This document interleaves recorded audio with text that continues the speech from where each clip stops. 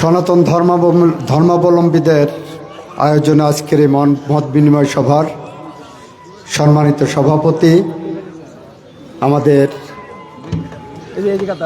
প্রিয় নেতা, প্রিয় ব্যক্তিত্ব অনুপ সাহা, মঞ্চে উপবিষ্ট আছেন সনাতন ধর্মাবলম্বী সম্প্রদায়ের বিভিন্ন স্তরের নেতৃবৃন্দ, সনাতন ধর্মাবলম্বী সদস্যবৃন্দ, বিএনপির বিভিন্ন স্তরের নেতৃবৃন্দ, সুধীবৃন্দ, সাংবাদিক বন্ধুগণ, সবাইকে জানাচ্ছি শ্রেণীমতো সালাম, আদাব, নমস্কার। আজকে আমি আপনাদের সামনে এসে এই মত বিনিময় সভায় উপস্থিত হতে পেরে নিজেকে ধন্য মনে করছি। আপনারা যারা এখানে উপস্থিত আছেন, যারা উপস্থিত হতে পারেননি,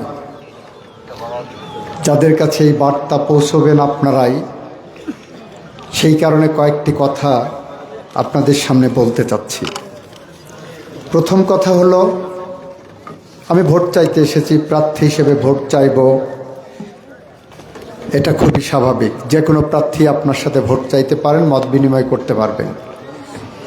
কিন্তু কেন আমাকে ভোট দিতে হবে, কেন আমি যোগ্য, কেন আপনার ভোটটা আমাকে দেওয়া উচিত, সে বিষয়ে কয়েকটি কথা বলতে চাই। তার প্রথম কথা হলো, আমি ভোট চাই এই কারণেই, আমি আপনাদের হৃদয়ের প্রতিবেশী। আমি নিজেকে একজন অসাম্প্রদায়িক মানুষ হিসাবে গড়ে তুলেছি। আমার সারা জীবনের রাজনৈতিক, ব্যক্তিগত এবং সাংস্কৃতিক সমস্ত চর্চার কেন্দ্রবিন্দুতে আমি নিজেকে একজন অসাম্প্রদায়িক মানুষ হিসেবে ভেবেছি। আমি বিশ্বাস করি আপনারা এখানে সনাতন ধর্মাবলম্বী যারা আছেন, তারা অনেকে নিজেদেরকে সংখ্যালঘু সম্প্রদায় মনে করেন। অনেকেই আছেন আমাদের মধ্যে, আমরা আপনাদেরকে সংখ্যালঘু বলে নিজেদেরকে আত্মতৃপ্তিতে ভুগি যে আমি সংখ্যাগুরু মানুষ। আমি কিন্তু সংখ্যাগুরুতে বিশ্বাস করি না। আমি বিশ্বাস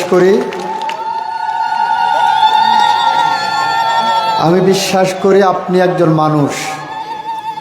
আমি বিশ্বাস করি আপনার আমার ধর্মের পার্থক্য আছে, মতের পার্থক্য আছে, শুধু এইটুকুই। এর বাইরে এই শৈলকুপার আলো বাতাসে, এই শৈলকুপার মাটি পানিতে, এই শৈলকুপার ফসলে, এই শৈলকুপার রাস্তাঘাটে, এই শৈলকুপার মেঠো পথে আমার যতটুকু অংশীদারিত্ব আছে, আপনারও ঠিক ততটুকুই অংশীদারিত্ব আছে। আমি বিশ্বাস করি আপনি এই মাটির সন্তান, আমি ওই মাটির সন্তান।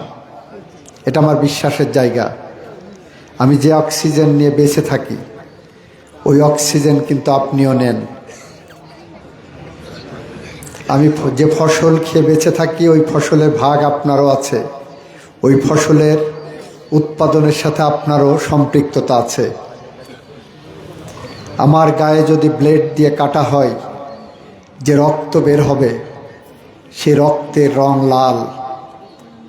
আপনার গায়ে যদি ব্লেড দিয়ে কাটা হয়, যে রক্ত বের হবে, সেই রক্তের রঙও কিন্তু লাল। ওখানে লেখা নাই হিন্দুর রক্ত, মুসলিমের রক্ত। সায়েন্টিফিক্যালি যদি ওটাকে পরীক্ষা করা হয়, তাহলে বের হবে ওই রক্ত মানুষের রক্ত। ও রক্ত হিন্দুর বা মুসলমানের রক্ত হিসাবে পরীক্ষিত হয়ে আসবে না। সুতরাং আমাদের সবার সবচেয়ে বড় পরিচয়, আমরা মানুষ। আমাদের মনুষ্যত্ব, আমাদের মূল্যবোধ সব কিছু শিখিয়েছে আমরা মানুষ। আমি বাংলায় কথা বলি, বাংলা আমার ভাষা। আমার পাসপোর্টের রং সবুজ, আপনার পাসপোর্টের রং সবুজ। আপনি বাংলায় কথা বলছেন, আমার মানচিত্র সবুজ লালের বৃত্তে, সবুজের বৃত্তে, সবুজের চৌহদ্দিতে লাল বৃত্ত। আমার ভূখণ্ডের নাম বাংলাদেশ, আপনারও তাই। 1971 সালে মহান মুক্তিযুদ্ধের মধ্য দিয়ে যে বাংলাদেশের জন্ম হয়েছে, সেই বাংলাদেশের আমি একজন গর্বিত নাগরিক, আপনিও তাই। আমার পরিচয় বাংলাদেশি, আমার পরিচয় বাংলাদেশি, আপনার পরিচয় বাংলাদেশি। আমার পরিচয় আমি মানুষ, আপনার পরিচয় আপনি মানুষ। এরকম অজস্র পরিচয় দেওয়া যাবে। আমার পরিচয় আমার বাড়ি শৈলকুপা, আপনার পরিচয় আপনার বাড়ি শৈলকুপা। আমার পরিচয় আমি এই আলো বাতাসে বেড়ে ওঠা একজন মানুষ, শৈলকুপার আলো বাতাসের কাছে ঋণী একজন মানুষ। আপনারও কিন্তু তাই পরিচয়। এতগুলো কমন পরিচয় থাকার পরেও আমরা শুধুমাত্র একটা বিশ্বাসের জায়গা থেকে আমাদের বিভক্তির সীমারেখা টেনে বলছি, আমি সংখ্যালঘু, আপনি সংখ্যা, আমি সংখ্যাগুরু, আপনি সংখ্যালঘু। এটা একটি ভুল তত্ত্ব, ভুল ধারণা বলে আমি মনে করি।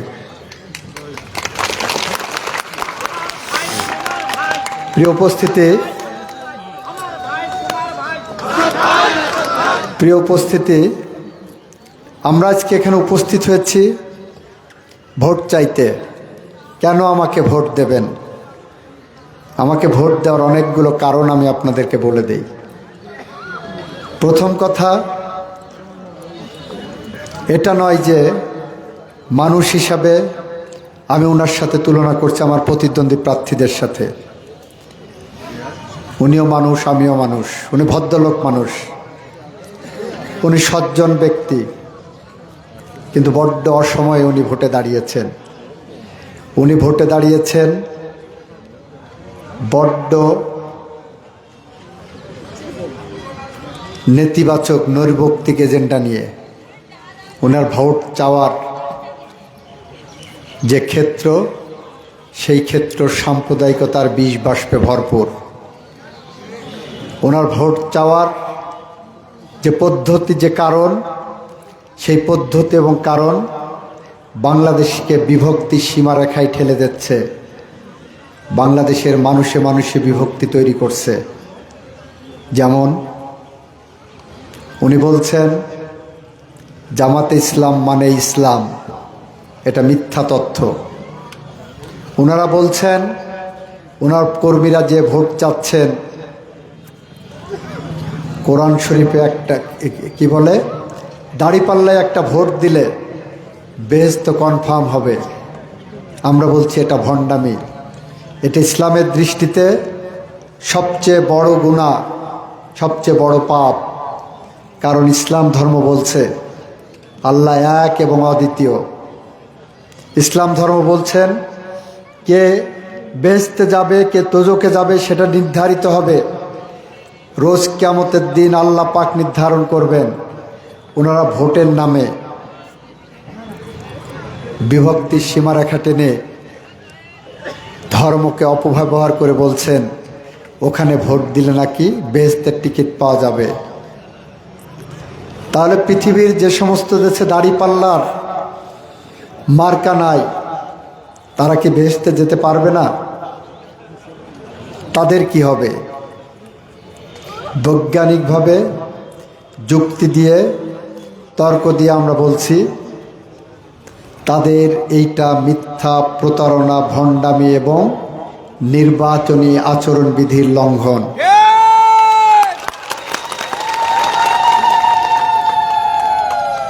ওনারা বলছেন ওনাদের একজন প্রার্থী ঝালুকাঠিতে একজন প্রার্থী বক্তৃতায় বলেছেন, কেউ যদি বিড়িতে সুখ টান দিতে দিতে দাড়িপাল্লায় একটা সিল মারে, তাহলে তার জীবনের সমস্ত গুনাহ মাফ হয়ে যাবে। নাউজুবিল্লাহ। তাহলে তো মানুষের নামাজ, রোজা, হজ, যাকাত, পূজা, পার্বণ কিচ্ছু করার দরকার নাই। সারা দিন ধরে অকাম করবেন, 5 বছর অকাম করবেন, সমস্ত খারাপ কাজ করবেন, 5 বছর পরে ভোটের আগের দিন সন্ধ্যায় 20 টাকা দিয়ে 1 প্যাকেট সিগারেট কিনবেন, সেই সিগারেট সারা রাত ধরে খাবেন। অর্ধেক রেখে দেবেন, কিন্তু অর্ধেক রেখে দিলে পরের দিন ভোট কেন্দ্রের বুথে যে একটা ম্যাচের কাঠি নিয়ে যাবেন, ওইটা শুক টান দেবেন, দিয়ে দাড়িপাল্লায় ছিল মারবেন। আপনার 5 বছরের পিছনের সব গুনাহ মাফ হয়ে গেল। ফিরে এসে বুথ থেকে বের হয়ে যেয়ে আবার অকাম শুরু করবেন। তারপর তো 5 বছর, 7 বছর, 16 বছর, 17 বছর যখন ভোট দেওয়ার সুযোগ আসবে তখন আবার ওই গুনাহ মাফ হয়ে যাবে। নাউজুবিল্লাহ। তাহলে আমার যে ভাইয়েরা, যে মায়েরা, যে বোনেরা বিড়ি সিগারেট খান না, তাদের কি হবে? তারা তো সুখ টান দিতে পারেন না, তাহলে তাদের গুনার কি হবে? আমরা বলছি সেই কারণেই যারা এই কথা বলে ভোট চাচ্ছেন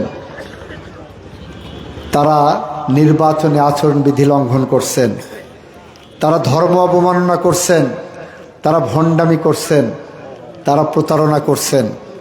এটা আমাদের যুক্তির জায়গা থেকে বলছি।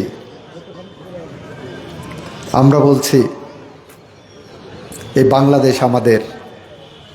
আমরা বলছি 71 আমাদের গর্বের অহংকারের জায়গা। আমরা বলছি 52 আমাদের গর্ব অহংকারের জায়গা। আমরা বলছি 90 আমাদের গর্ব অহংকারের জায়গা। আমরা বলছি 24ও আমাদের গর্ব অহংকারের জায়গা। 52 ভাষা আন্দোলন, সালাম, রফিক, জব্বার, বরকত যেমন আমাদের এনে দিয়ে আমাদেরকে ঋণী করে গেছেন, 71-এর শহীদ মুক্তিযোদ্ধারা, পঙ্গু মুক্তিযোদ্ধারা, বীর মুক্তিযোদ্ধারা, বীরাঙ্গনা নারীরা আমাদেরকে যেমন ঐতিহাসিকভাবে প্রজন্মের পর প্রজন্ম ঋণী করে গেছেন, ঠিক একইভাবে 82 থেকে 90 পর্যন্ত জাফর, জয়নাল, দীপালি সাহা, কাঞ্চন, রাউফুন বসুনিয়া, নূর হোসেন, জেহাদ, ডাক্তার শামসুল আলম খান, মিলন সহ আমাদের যে সমস্ত সাথীরা তাদের বুকের তাজা রক্ত দিয়ে বাংলাদেশের গণতন্ত্র দিয়েছিলেন, তাদের কাছেও আমরা ঋণী। 2009 সাল থেকে 2024 জুলাইয়ের আগ পর্যন্ত বেগম খালেদা জিয়ার আহ্বানে সাড়া দিয়ে গণতন্ত্র ফিরানোর জন্য 12ই ফেব্রুয়ারি যে ভোটটা হবে, ওই ভোটের অধিকার ফিরানোর জন্য যে সংগ্রাম সূচিত হয়েছিল, সেই সংগ্রামের পথে আমাদের মাঝ থেকে আমরা 4,500 সহযোদ্ধাকে, 4,500 উপর সহযোদ্ধাকে আমরা ক্রস ফায়ারের শিকার হতে দেখেছি। এই 16.5 বছরে আমাদের মাঝ থেকে 700-র মতো সহযোদ্ধাকে আমরা গুম হতে দেখেছি, যাদের অনেকেই এখনো ফেরেননি, যাদের স্বজনেরা এখনো তাহাজ্জুদের নামাজ পড়ে, ফজরের নামাজ পড়ে জায়নামাজের পাটিতে বসে থাকেন স্বজন ফেরার প্রতীক্ষায়। এই গণতন্ত্র আনার জন্য আমাদের বিএনপির 60 লক্ষের বেশি নেতাকর্মীর বিরুদ্ধে মিথ্যা গায়েবী মামলা হয়েছে। যেদিন ঘটনা দেখানো হয়েছে তার থেকে 10 বছর আগে মারা গেছেন এমন আসামিও আছেন।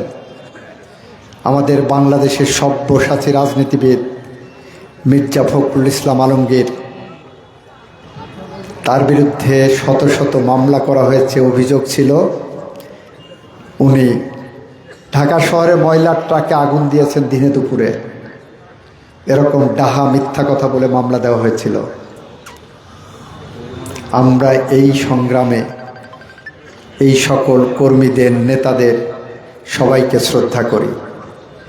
আমরা 24-এর গণ আন্দোলনে মাত্র 20 দিন সময়ে 1400-র উপরে শহীদ হয়েছেন যারা, 30,000-এর মতো পঙ্গুত্ব বরণ করেছেন যারা, তাদের স্মৃতির প্রতি, তাদের আত্মার প্রতি গভীর শ্রদ্ধা নিবেদন করি। তাই আমরা মনে করি 52, 69, 71, 90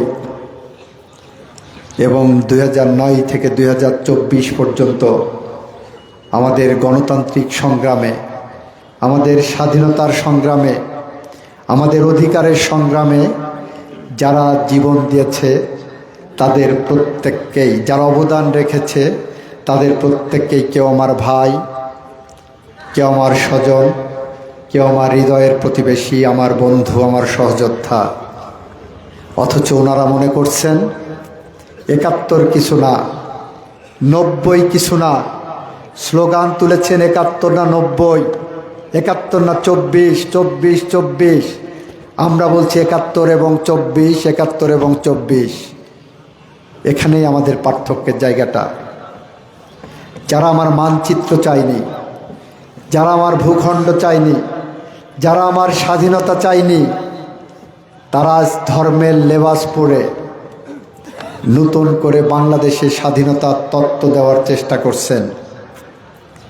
চট্টগ্রামের এক জনসভায় জামাতের আমির সাহেব বলেছেন কর্নেল অলি আহমেদ স্বাধীনতার ঘোষণা দিয়েছিলেন। কি নির্লজ্জ, কি মিথ্যাচার! আমরা জানি কর্নেল অনু সাহেব বছরের পর বছর আজন্ম বিভিন্ন বক্তব্য বিবৃতিতে বলে যাচ্ছেন ওনার সামনে শহীদ রাষ্ট্রপতি জিয়াউর রহমান বাংলাদেশের স্বাধীনতার ঘোষণা দিয়েছিলেন। তার উত্তরে ওনারা এইরকম মিথ্যাচার করছেন। আমরা এর তীব্র নিন্দা এবং প্রতিবাদ জানাচ্ছি। আমরা বলছি, আমরা যে বাংলাদেশের স্বপ্ন দেখছি সেই বাংলাদেশ অসাম্প্রদায়িক বাংলাদেশ। আমরা বলছি আমরা ধর্মহীনতায় বিশ্বাস করি না। আমরা বলছি আমরা মৌলবাদেও বিশ্বাস করি না। আমরা ডাইনের বায়ে, ডানপন্থীদের বামে, বামপন্থীদের ডাইনে অবস্থান করি। এটাই আমাদের রাজনীতি। আমরা মুক্তিযুদ্ধের চেতনায় বিশ্বাস করি। সে কারণেই আমরা বলছি আপনাদের ভোটটা এবার ধানের শীষে আমরা পেতে পারি। এখানে সনাতনী ধর্মীয় সদস্যরা যারা আছেন, আপনাদের সম্পর্কে একটা পাবলিক পারসেপশন আছে যে আপনাদের অধিকাংশ ভোট নৌকায় যায়। সে বিতর্ক পরে করব, ভবিষ্যতের জন্য তুলে রাখলাম কেন ধানের শীষে আপনার অন্যতম প্রধান গন্তব্য ভোটের সেন্টারে। তবে এবার নৌকা নাই, সে বিবেচনাতেও দাড়িপাল্লার থেকে ধানের ওজনটা একটু বেশি হবে মনে হয়, তাই না? সে বিবেচনায় আমরা মনে করি এবার আপনার ভোটটা, আপনাদের ভোটটা আপনারা স্ববিবেচনায়, সুবিবেচনায় ধানের শীষের পক্ষে দেবেন। আমরা ভোট চাইতে এসেছি, আমরা প্রতিশ্রুতি দিতে বিশ্বাস করি না। আমরা আমাদের কর্মসূচি ঘোষণা করি, আমরা বাস্তবায়ন করি। শৈলকুপার উন্নয়নে গত 17 মাসে আমরা প্রমাণ করেছি আমরা কথার চেয়ে কাজ বেশি করি। বর্তমান সময়ে শৈলকুপাতে 71টি রাস্তার কাজ চলছে, যার পিছনে আমাদের শ্রম, ঘাম, পরিকল্পনা কাজ করেছে। দাউটিয়াতে 85 কোটি টাকা সরকার বরাদ্দ করেছেন একটি টেকনিক্যাল ট্রেনিং সেন্টার করার জন্য, যেখানে টেকনিক্যাল এডুকেশনে ডেভেলপড হয়ে আমার শৈলকুপার ছেলেরা বিশ্বের দেশে দেশে দক্ষতার সাথে কাজ করে আমার দেশের, আমার শৈলকুপার টাকা উপার্জন করতে পারবে শৈলকুপার জন্য। সেই ব্যবস্থা আমরা করেছি। আমরা এখানে গড়াই নদীতে বাঁধ ভেঙে কাতলাগাড়ি সারুটিয়া ইউনিয়নের একটা অংশ ভেঙে যাচ্ছিল, সেখানে 26 কোটি টাকার সরকারের বরাদ্দ নিয়ে সেই বাঁধ ভাঙন ঠেকিয়েছি, যেখানে আমাদের শ্রম, ঘাম, পরিকল্পনা এবং মেধার অবদান আছে। শৈলকুপা থেকে গাড়াগঞ্জ পর্যন্ত রাস্তার খুব করুণ অবস্থা। এই রাস্তায় 20 কোটি টাকার টেন্ডার হয়েছে এবং কাজ শুরু হয়েছে, এখানেও আমাদের অবদান আছে। সন্ত্রাসের জনপদ বলে খ্যাত শৈলকুপা, রক্তাক্ত জনপদ বলে খ্যাত শৈলকুপা, অশান্তির জনপদ বলে খ্যাত শৈলকুপা।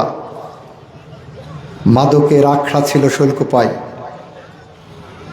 এখানে তোলাবাজি হতো, এখানে টেন্ডারবাজি হতো, এখানে কমিশন বাণিজ্য হতো।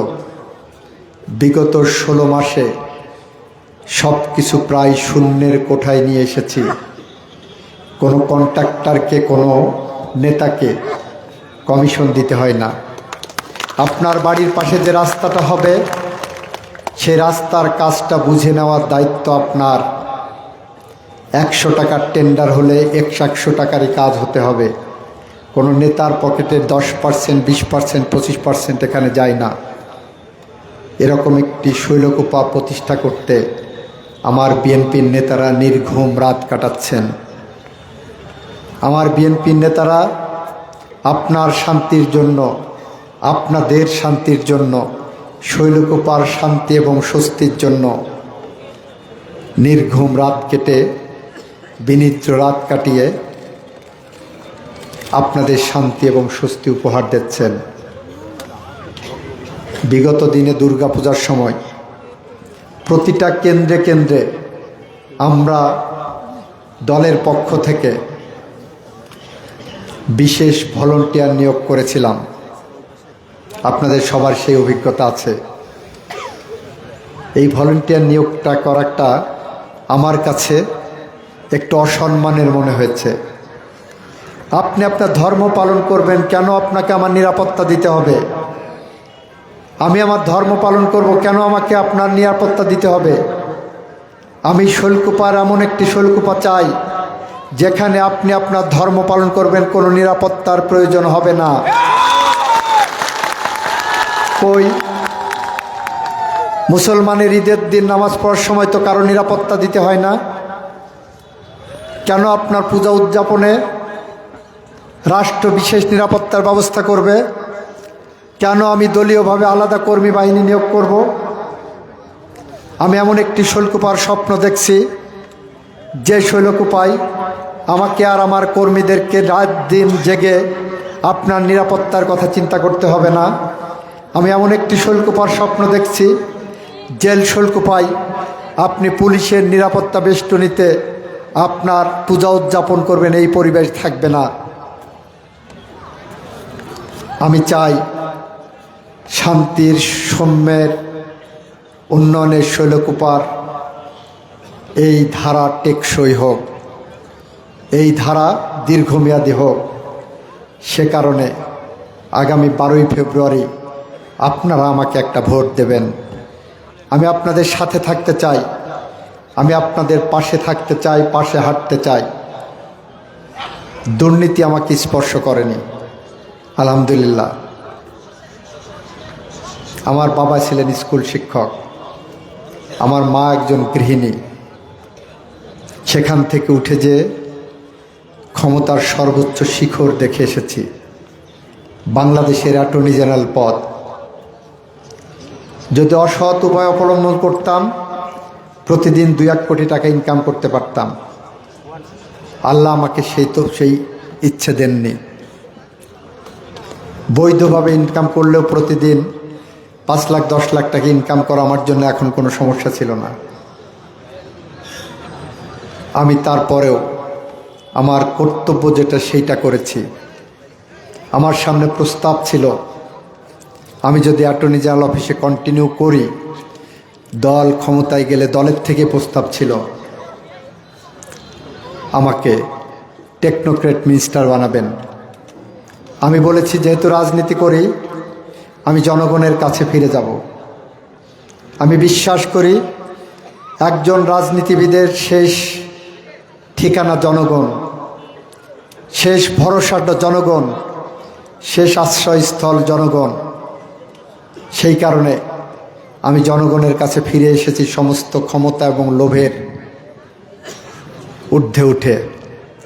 সেই বিবেচনায় আপনারা আমার এই স্যাক্রিফাইসটাকে বিবেচনায় নিয়ে আমাকে একটা ভোট দেবেন, এটা আমি প্রত্যাশা করি।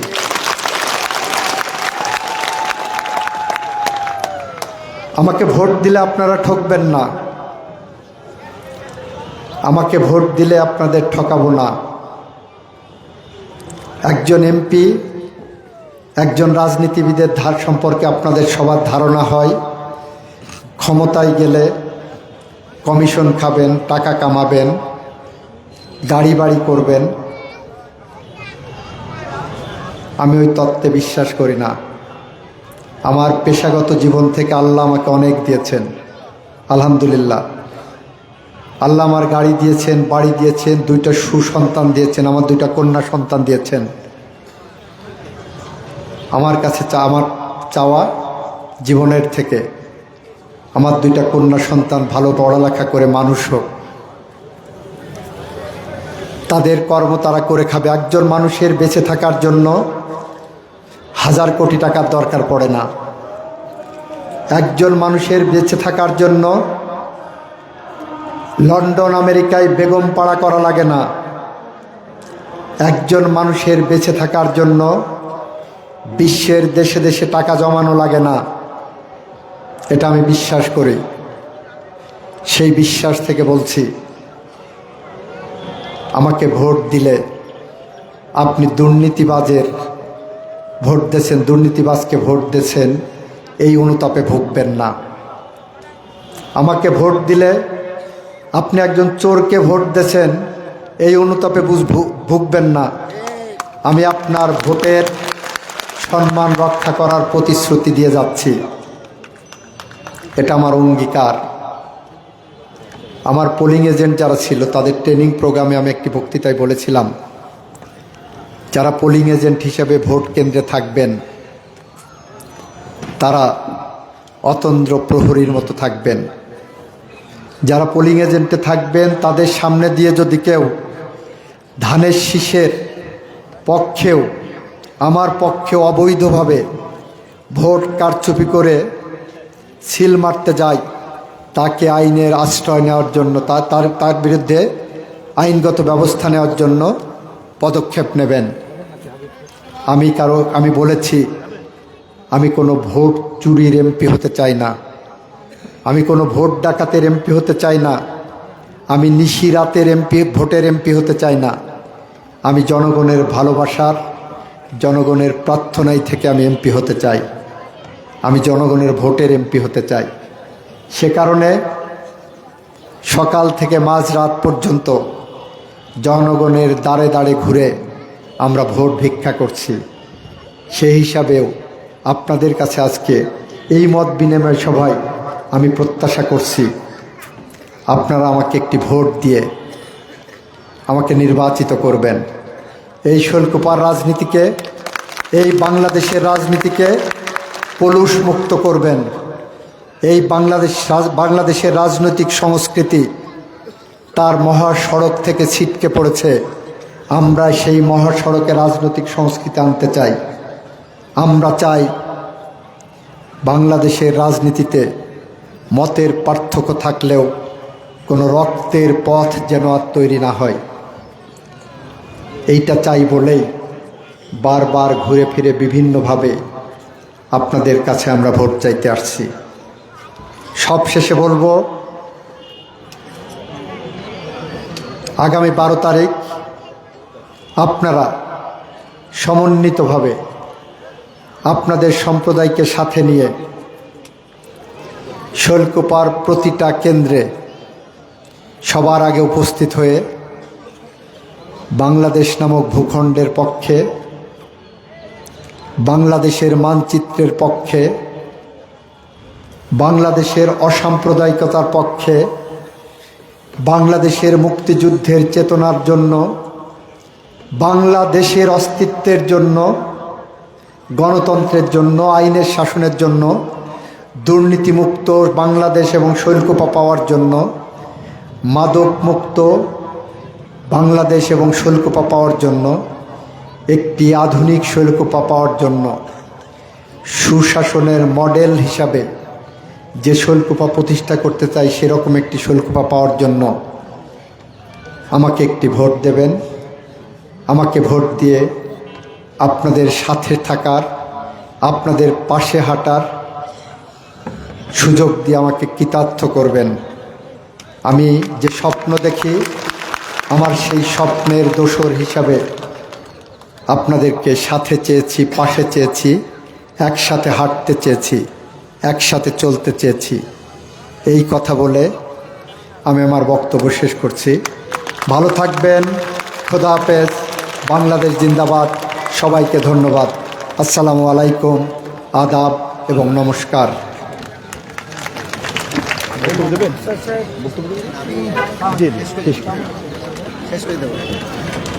আজকের